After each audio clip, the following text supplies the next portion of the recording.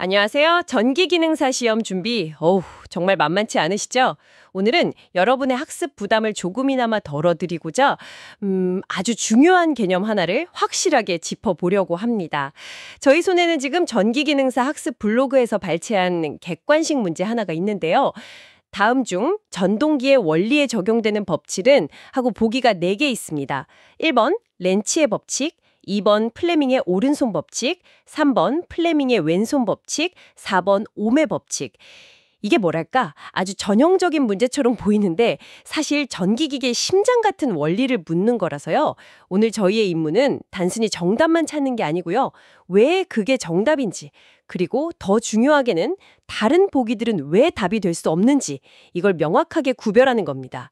시험장에서 이 법칙들 나오면 더 이상 헷갈리지 않도록 그 핵심 원리를 한번 같이 파헤쳐 보죠. 네, 준비되셨나요? 네, 이 질문 정말 중요하죠. 전기 기능사 시험에는 뭐랄까 단골 손님처럼 등장하는 문제입니다. 전동기의 그 가장 기본적인 작동 원리, 이걸 아느냐 모르느냐를 확인하는 문제거든요.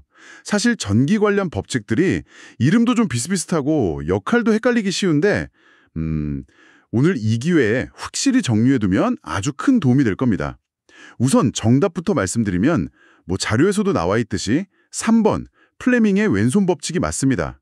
근데 중요한 건 이게 왜 답인지, 그리고 나머지 법칙들이랑은 어떤 근본적인 차이가 있는지 그걸 이해하는 거겠죠? 맞아요. 플레밍의 왼손 법칙, 전동기 하면 거의 족감 반사처럼 딱 떠오르긴 하는데, 근데 솔직히 왜 왼손인지 또 다른 법칙들은 왜 안 되는지 딱 부러지게 설명해 보라고 하면 좀 막힐 때가 있거든요. 저도 그래요. 그렇죠. 여기서 제일 중요한 건 전동기가 도대체 무슨 일을 하는가, 이걸 먼저 생각해 보는 겁니다.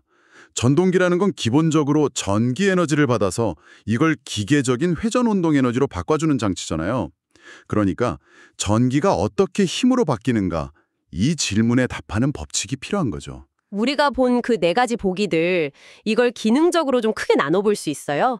어떤 법칙은 지금 말한 것처럼 전기가 힘으로 어떻게 바뀌는지, 즉 에너지 변환을 설명하고, 또 어떤 건 자기장 변화가 어떤 전기적 효과를 만드는지, 이걸 전자기 유도라고 하죠.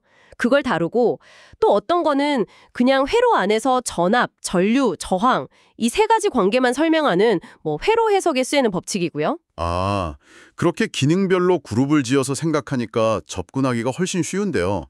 전동기는 전기, 힘 변환이니까 이 변환 과정을 직접 설명하는 법칙을 찾아야 한다, 이 말씀이시죠? 바로 그겁니다.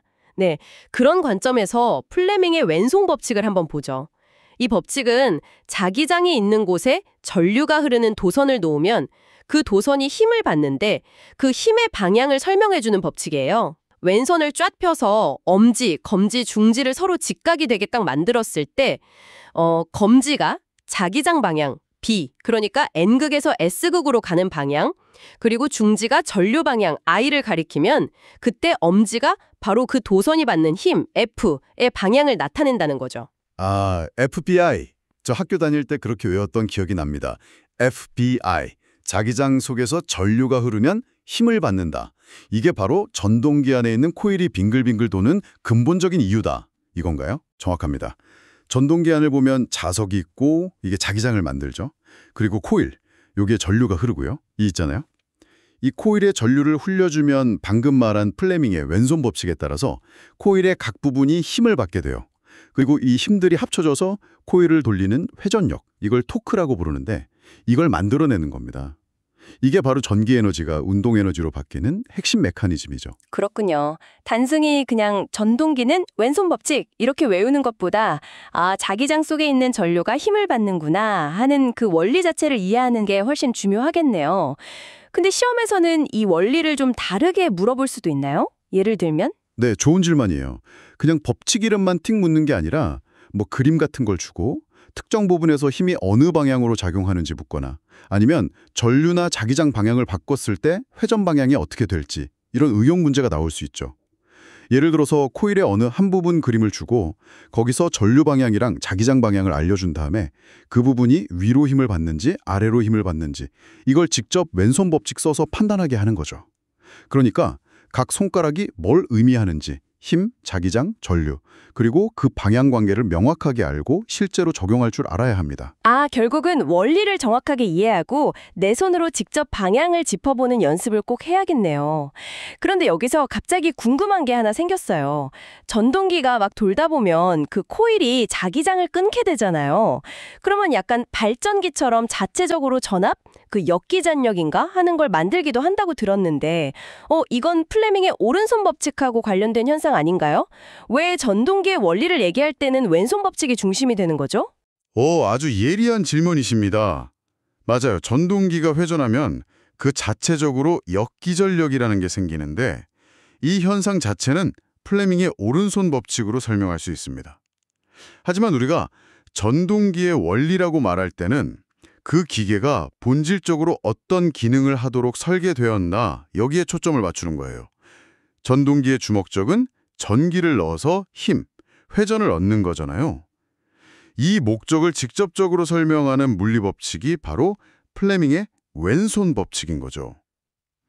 역기전력은 전동기가 돌아감에 따라 부수적으로 생기는 중요한 현상이긴 하지만 전동기의 근본적인 힘 발생 원리 그 자체는 왼손 법칙이 설명합니다.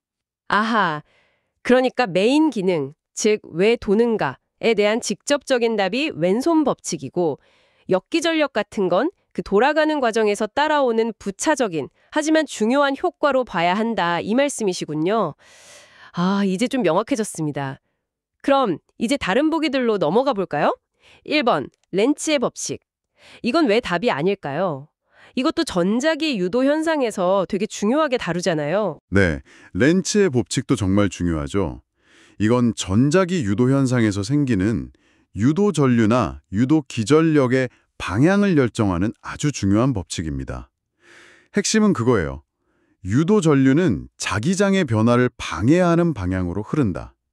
예를 들어서 코일의 자석을 확 가까이 가져가면 자기장이 증가하죠. 그럼 코일은 그 증가를 막으려는 방향으로 자체 자기장을 만들도록 유도 전류가 흐른다는 거죠. 아, 그 변화를 싫어하는 청개구리 법칙이라고 기억하면 좀 쉬울까요? 변화를 방해하는 방향. 하하, 네, 재미있는 비유네요. 그렇게 이해하셔도 좋습니다. 중요한 건 렌츠의 법칙은 유도되는 전류의 방향에 대한 거라는 점이에요. 근데 전동기는 외부에서 전류를 공급해서 힘을 얻는 장치니까 렌츠의 법칙이 전동기의 주된 작동 원리를 설명한다고 보기는 좀 어렵죠. 주로 발전기에서 만들어지는 전류 방향이나 변압기 같은 데서 중요하게 쓰입니다. 그렇군요. 렌츠는 유도 전류 방향 문제. 전동기랑은 좀 결이 다르네요. 알겠습니다. 자, 그럼 다음은 진짜 항상 헷갈리는 주범이죠. 플레밍의 오른손 법칙, 왼손 법칙이랑 이름도 비슷하고 손만 다른데 이건 왜 전동기의 원리가 아닌 건가요? 아까 살짝 나오긴 했는데 좀 더 명확하게 짚어주시죠. 왼손, 오른손. 정말 많은 분들이 혼동하시는 부분이에요. 네, 플레밍의 오른손 법칙은 왼손 법칙하고 형제 같은 거지만 그 역할은 정반대라고 생각하시면 좀 편합니다. 오른손 법칙은 자기장 속에서 도체가 움직일 때 그 도체에 유도되는 전류의 방향을 설명해요. 오른손을 펴서 엄지, 운동 방향, 검지, 자기장 방향, 중지, 유도 전류 방향을 직각으로 만들죠. 즉, 운동 에너지를 전기 에너지로 바꾸는 원리를 설명하는 법칙인 겁니다. 아, 왼손 법칙이 전기로 힘, 운동을 만드는 전동기 모터 원리라면 오른손 법칙은 반대로 힘, 운동으로 전기를 만드는 발전기 제너레이터의 원리군요. 와, 입력이랑 출력이 서로 딱 반대네요. 그래서 손도 반대인 건가요, 혹시? 정확히 그렇습니다. 딱 그거예요.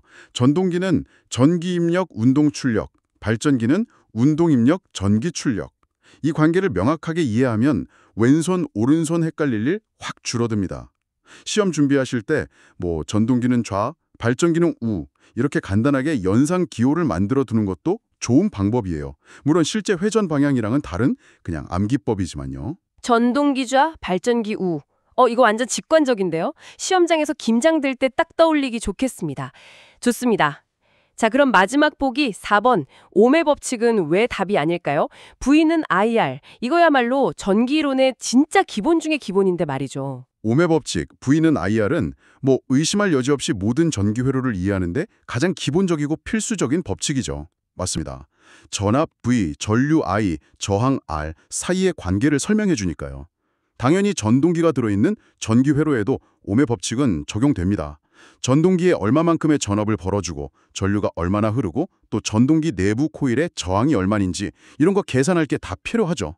하지만 이 문제에서 묻고 있는 건 전동기의 원리, 즉 전동기가 왜 도는지, 어떻게 전기 에너지가 운동 에너지로 바뀌는지 하는 그 핵심 변환 메커니즘이잖아요. 오메 법칙은 그 변환 과정 자체를 설명하는 게 아니라 그냥 회로 안에서의 전기적인 상태, 즉 전압, 전류, 저항의 관계를 설명하는 법칙일 뿐입니다. 비유를 들자면 플레밍의 왼손 법칙이 자동차 엔진이 어떻게 동력을 만들어내는지를 설명하는 설계도라면 오메 법칙은 연료가 얼마나 있고 얼마나 빨리 소모되는지, 연료 라인에 저항이 얼마나 있는지 이걸 알려주는 계기판 같은 거라고 할 수 있어요. 둘 다 중요하지만 설명하는 대상이 다른 거죠. 오, 엔진 설계도랑 계기판 비유, 이거 진짜 와닿는데요? 오메 법칙은 전동기라는 부품이 포함된 회로를 해석하는 도구이지 전동기라는 부품 그 자체의 동작 원리를 설명하는 법칙은 아니다 이 말씀이시군요. 바로 그렇습니다. 네. 따라서 시험 문제에서 전동기의 원리 혹은 전동기의 회전력 발생 원리 이런 걸 물어볼 때는 에너지 변환의 핵심, 즉 자기장속 전류가 받는 힘을 설명하는 플레밍의 왼손 법칙을 답으로 골라야 합니다. 그럼 이 모든 내용을 딱 종합해 볼 때 우리 청취자분들, 특히 시험을 코앞에 둔 분들은 이 지식을 어떻게 활용해야 할까요? 어떤 점을 가장 유념해야 할까요? 가장 중요한 건 역시 키워드랑 법칙을 정확하게 연결하는 훈련이에요. 전동기, 회전력, 힘 발생 이런 키워드가 딱 보이면 반사적으로 플레밍 왼손 법칙 이렇게 떠올릴 수 있어야 하고요. 반대로 발전기, 유도전류, 유도기전력 이런 키워드가 나오면 플레밍 오른손 법칙이나 렌치 법칙을 생각해야겠죠. 그리고 회로 해석, 전압 강화, 전류 계산 이런 건 오메 법칙하고 관련이 깊을 거고요. 그리고 단순히 법칙 이름만 외우는 걸 넘어서서 각 법칙이 어떤 물리적인 상황을 설명하는 건지, 그리고 그 결과가 뭔지, 힘의 방향인지, 유도전류 방향인지, 전압전류 저항 관계인지 등 이걸 명확하게 이해해야 합니다. 특히 플레밍 왼손 법칙이랑 오른손 법칙은 그 손가락 기호, 엄지, 검지, 중지가 나타내는 물리량, 힘, 운동, 자기장은 같지만 원인과 결과가 다르다는 점, 이걸 확실히 구별해야 돼요.